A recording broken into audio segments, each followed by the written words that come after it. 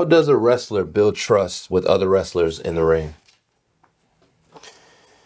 You know, building trust in the ring is probably the most important aspect of what we do, being able to trust the person you're working with. I remember when I first started out being in my mid-20s, gassed to the gills, jacked, and, working local indies and older veterans looking and being like, who am I working with? That big jacked up kid? Is he any good?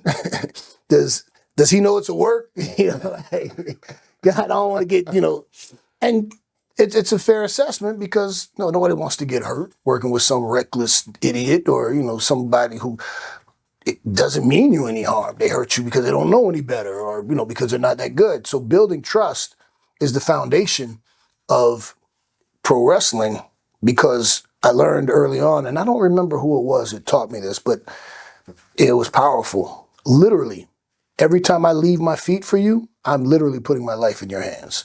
If I let you pick me up to slam me, to suplex me, to do whatever it is, I am literally putting my life in your hands.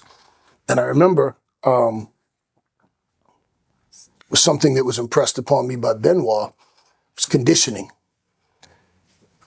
That Japanese dojo style of doing 500 body squats every day. Chris taught me that.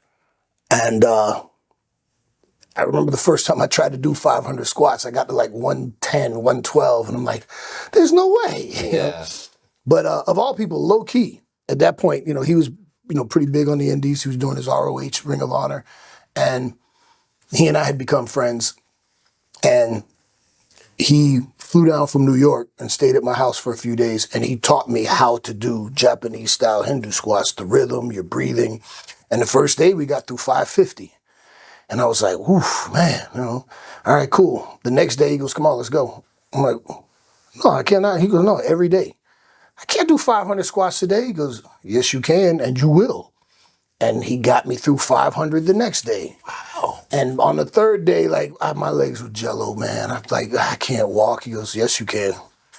And it got Is there a difference between low-key squats and Benoit's? No, not at all. The same Japanese style where it's your breathing and your rhythm. And when you do them, it's going to take you 15 to 20 minutes to get through 500 squats, depending on how you pace. If you're going at a quick pace, you could, get it down to 12 minutes. But typically, at the pace you're going at, it's going to take you 15 to 20 minutes. Are we going full depth here? I mean, I'm not ass to the floor, but I mean, you're going down at least seat level, yeah. The way I was taught is you drag your fingertips on the floor with each one. So you go down, and you go down low enough that your fingertips are touching the floor. So if you're doing it, you're one, but you get a rhythm. And then after a while, when you get good at it, like Regal taught me where you start doing the skip back and forth with it. So you go, and then there's different variations you can put into it. But I was doing 500 squats every single day. I would do 500 squats before I would train legs. I would do 500 squats before I would run the stairs at Transpile Stadium at Miami-Dade Community College. The reason was your legs.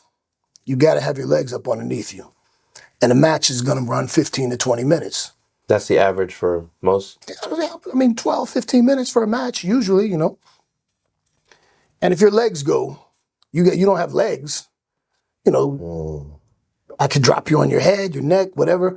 And that was just that conditioning for your lungs, for your legs to be able to go that long. And it made sense to me, just in terms of being able to be in a physical state where I can have a match with you. Because I was in matches with guys early on in my career where they were so blown up, they were just... and I'm like, yo, man, now you can't slam me, man. You can't even breathe. You can't, you can't put one foot in front of the other.